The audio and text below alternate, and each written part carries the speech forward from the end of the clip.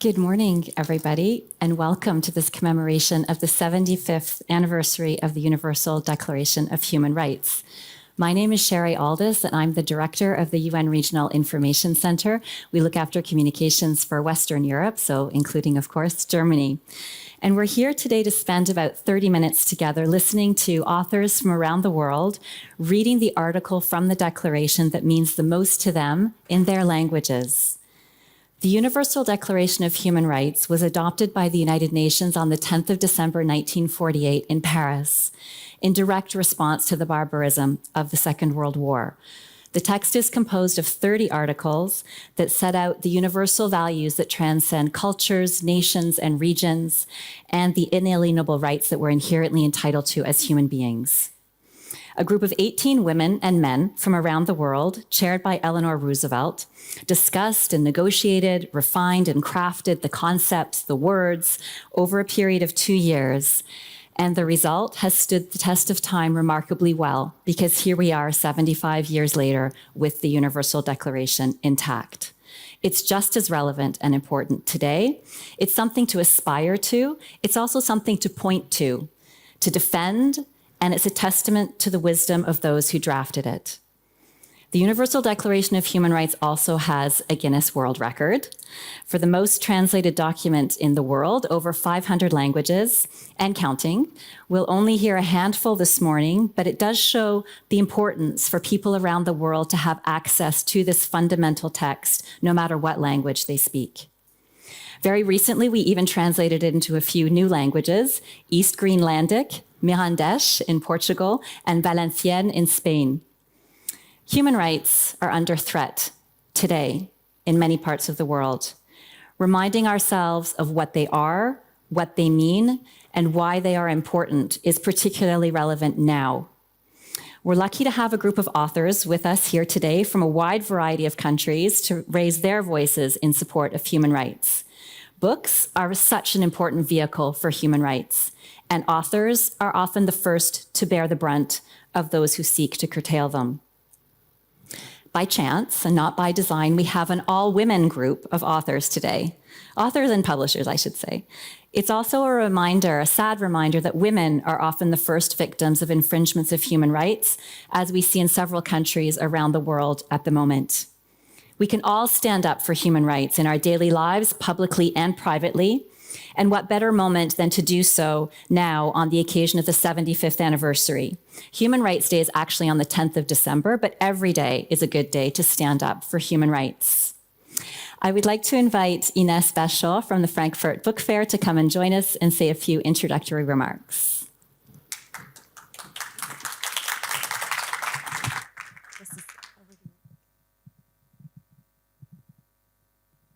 Can everyone hear me? Thank you very much, Sherry. And also on behalf of Frankfurter Buchmesse, a very, very warm welcome. 75 years, 75 times. I'm very, very proud that we are kicking off the 75th edition of Frankfurter Buchmesse with this very special event here today, stressing the anniversary of the Universal Declaration of Human Rights. The book fair is a place where authors, publishers, translators, and fans of literature and culture from more than 100 countries come together. So I think it is also more than fitting that we have today authors who will share their favorite parts of this very, very important document, which couldn't be more important than actually in these difficult times at the moment, in their native languages, and that we're all here together. A place, where we can share our thoughts and come here and agree on the importance of this document. And as Sherry has already pointed out, of course, as one of the most translated documents with the world record, I think, I'm very, very looking forward to hear it in your native languages and what your thoughts are in this, what it means to you. Thank you very much.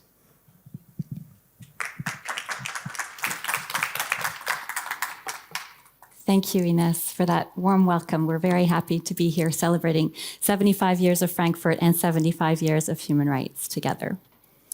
So I would now like to introduce our first author and invite Karina Bolasco to come to the stage and read her chosen article, which is the first article of the Universal Declaration of Human Rights. Karina has been in the book publishing industry for over 4 decades, growing NBS's subsidiary Anvil Publishing to become the biggest trade book press in the Philippines. She then moved her expertise to academic and scholarly publishing as director of the Ateneo de Manila University Press for 7 years. Under her leadership, their books won over 200 National Book Awards and Gintong Aklat Awards. Anvil and Ateneo won Publisher of the Year multiple times, and she is retired from running presses, but she is now the lead curator for books to be exhibited at the Philippine Guest of Honor Pavilion at the Frankfurt Book Fair in 2025. Karina, can you join us on the stage? Thank you.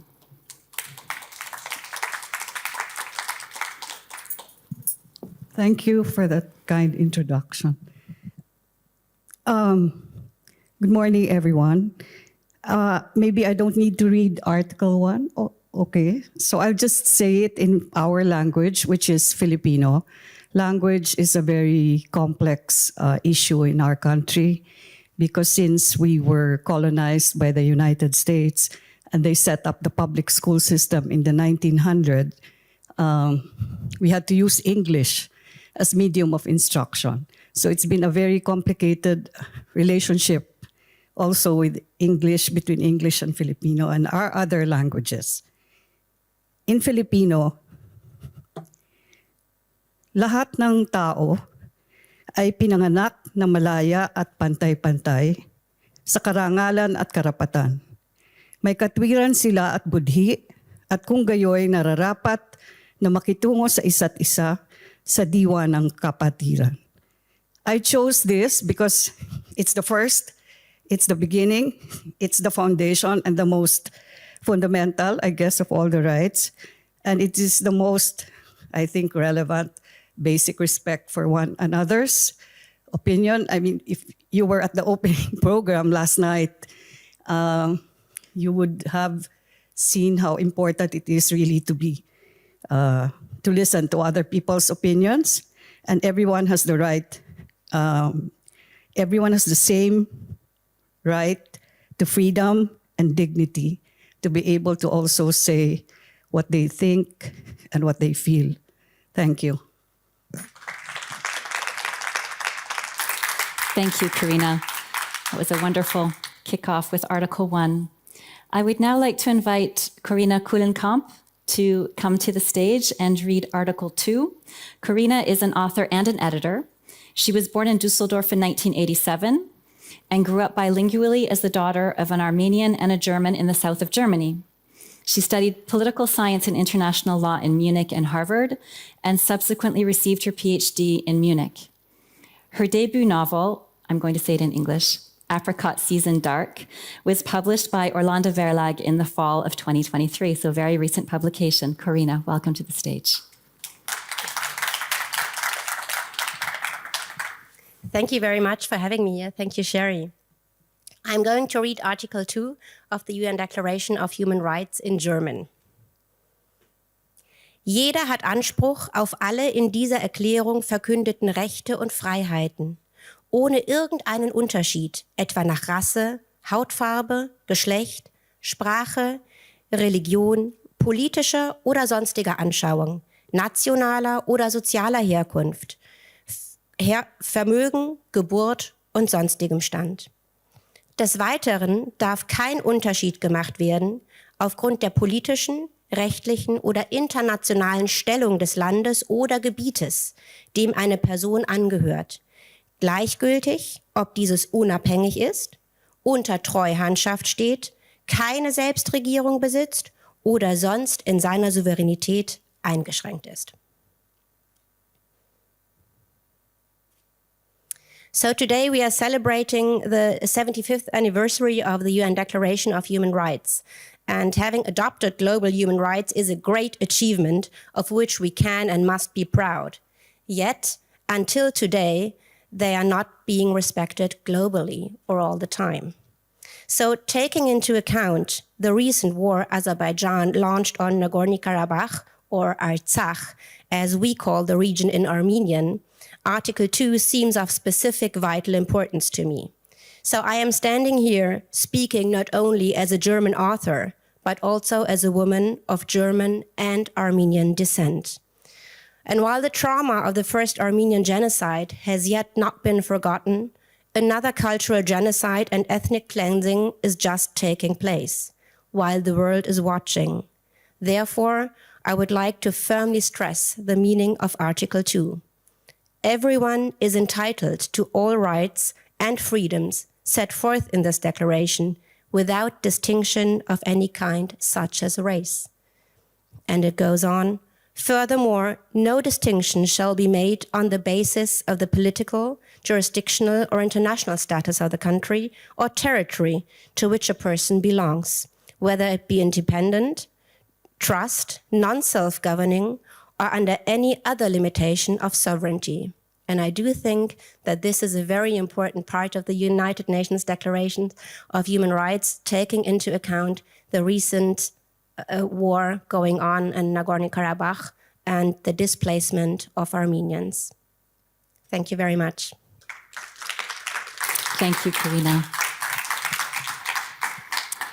So I would now like to introduce Lola Shoneyin, a Nigerian poet and author who launched her debut novel, The Secret Lives of Baba Segi's Wives, in the UK in May 2010.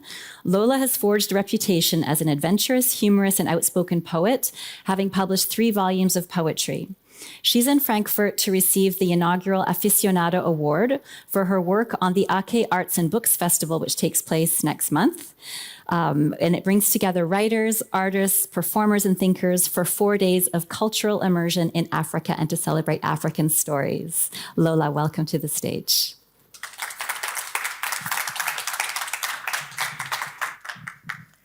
Thank you very much for having me here.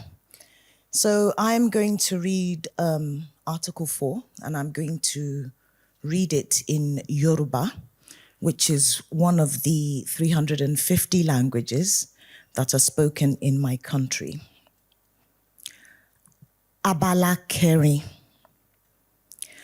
A kò gbọdọ̀ mú ẹnikẹ́ni ní ẹrú tàbí kí a mú sìn.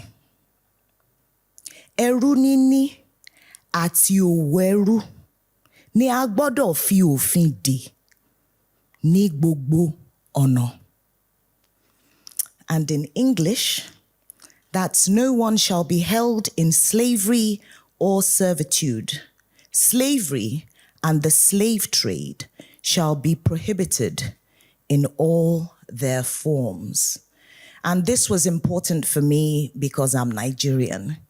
About 90 minutes from where I live, there's a place called Badagry, where you have a big sign that says point of no return.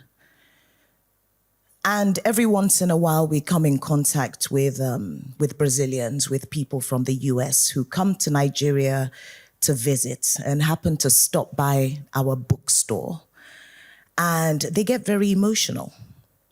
And it's because the idea of slavery, the experience that their ancestors had, is still very real to them. But apart from that, I'm also very aware of the fact that 75 years on, we still have so much human trafficking, child slavery, sex trafficking, which are all forms of slavery. And I really hope that we get ourselves together, talk about these issues a lot more, and see how we can stamp them out of our world as urgently as possible. Thank you so much.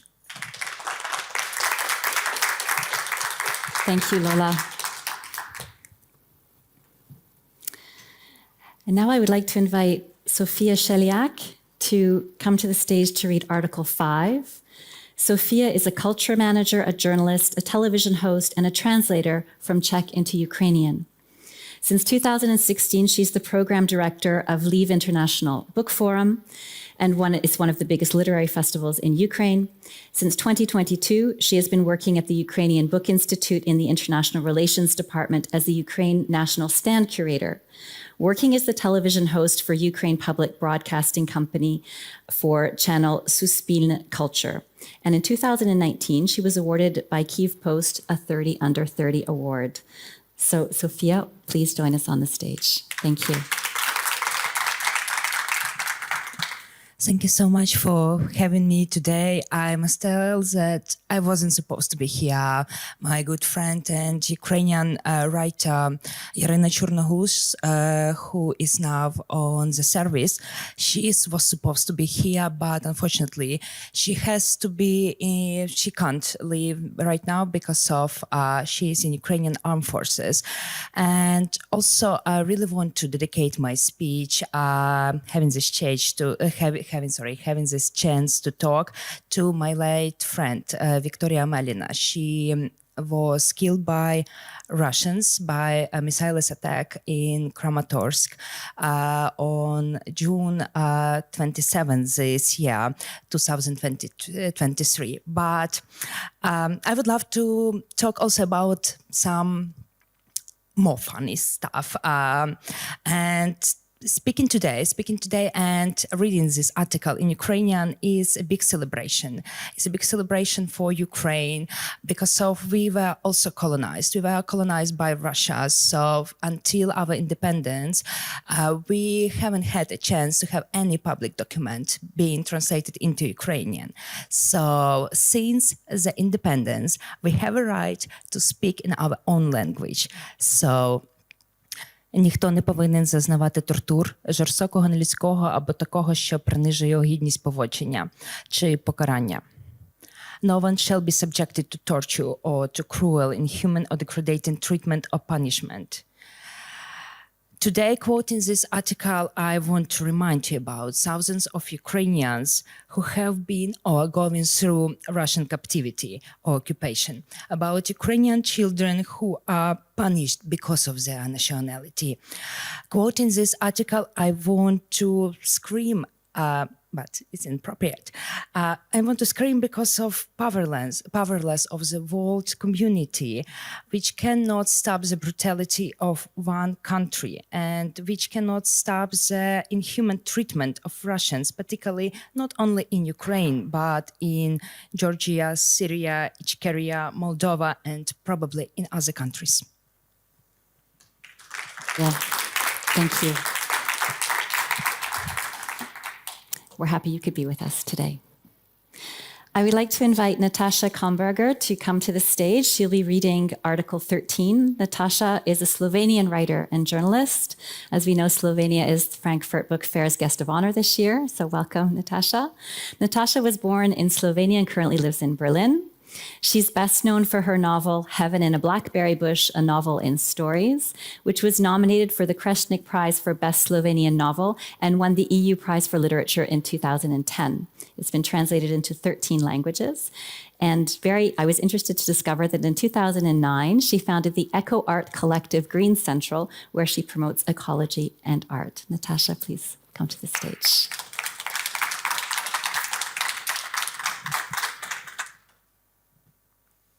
Good morning.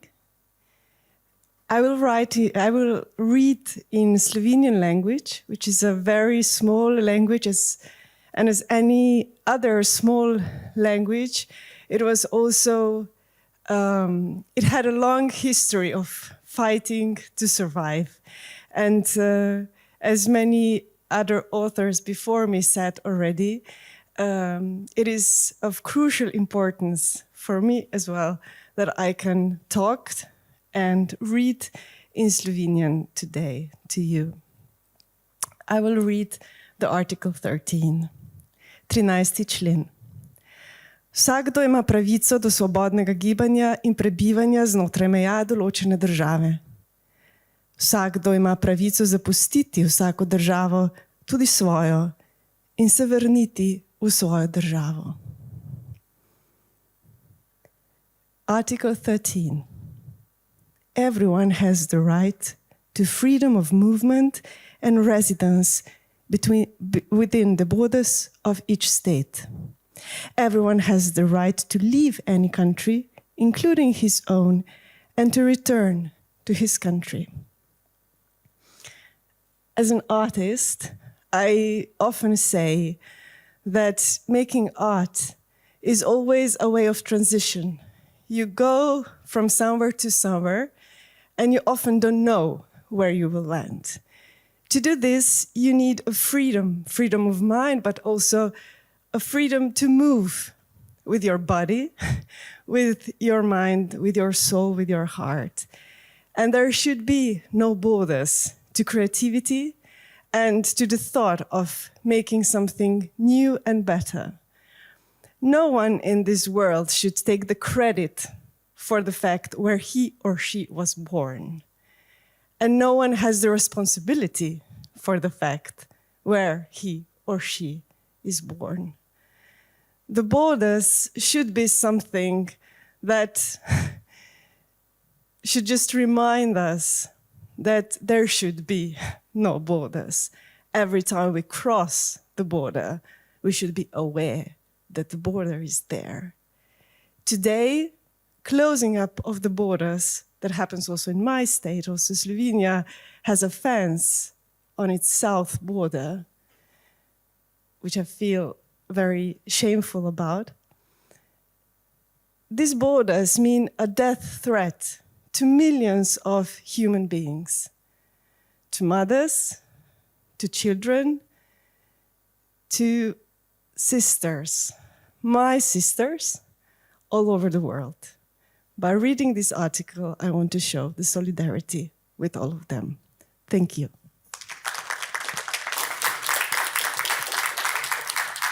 Thank you, Natasha. And then finally, I would like to invite Inès Bayard to come and read Article 22.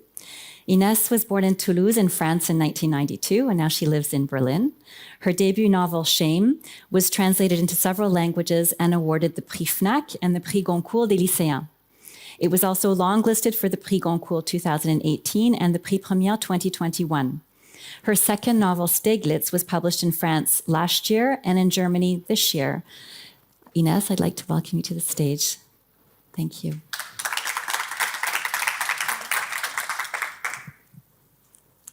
Thank you for this introduction. I'm going to read the article 22 in French, my native language.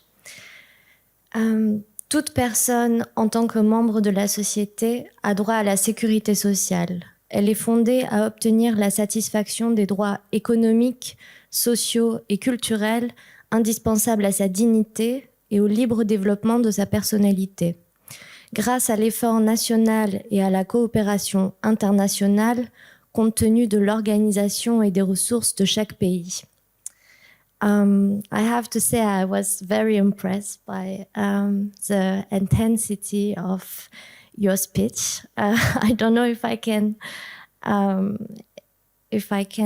do better, but I just want to say that this last few years in France, we were confronted to a lot of painful events.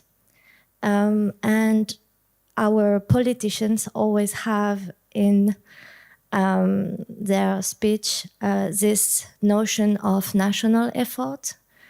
But with this article and as a writer, I have to say that the word dignity, human dignity, and free personality development was, it immediately catch my eyes, because I think when you ask to people to participate to what they call national effort, it's not independent of the word human dignity. And I think today, not only in France, but also all around the world, the word dignity resonates with in a very strong way. And Yeah, and this is why I choose this article. Thank you very much. Merci, Inès. Merci beaucoup. Well, thank you, really, thank you to our authors. I'm so moved and inspired by your personal comments on why you chose the articles and just by the variety of articles that you did choose. I think it's a perfect way to kick off this 75th edition of the Frankfurt Book Fair and to celebrate the 75th anniversary of the Universal Declaration of Human Rights. I hope it inspires everybody to stand up for human rights every day. We have great examples in this room, and take that with you today and for the rest of the year and the coming years. I appreciate your attendance today, and have a wonderful book fair. Thank you, everybody.